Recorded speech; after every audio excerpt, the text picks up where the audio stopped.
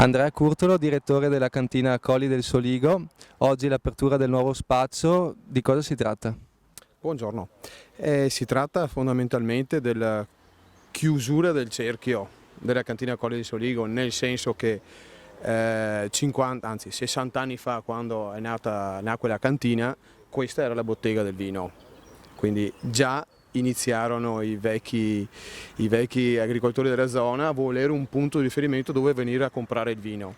Ora, dopo 35-40 anni di pizzeria, di gestione della pizzeria, diciamo che ritorna il vecchio spaccio e quindi sarà un riferimento, come lo era anche prima lo spaccio che avevamo, per gli agricoltori, i nostri soci, per venire a comprare la bottiglia di vino oppure il vino sfuso in damigiana. Prospettive per l'annata viticola 2015?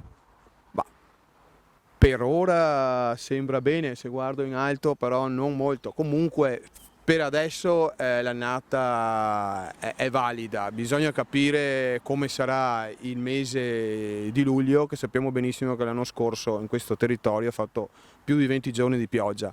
Se luglio tiene, diciamo che le prospettive sono più che valide.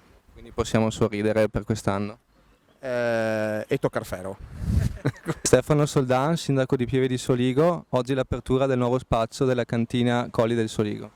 Sì, è un momento importante, un momento non solo importante per Pieve di Soligo ma per tutto il territorio, per tutti i soci, perché è una cooperativa che sta crescendo molto intorno a un prodotto che fa turismo, che fa cultura, che fa enogastronomia e ci rende famosi in tutto il mondo. Una realtà che è a pochi passi da un'altra importante realtà cooperativa che è la latteria di Soligo e il sogno che possiamo avere per i prossimi anni è che questi due importanti poli dell'enogastronomia possano lavorare assieme, possano vendere il nostro territorio e saper fare quelle sinergie necessarie per raggiungere anche quei fondi europei che diversamente avremo difficoltà a raggiungere.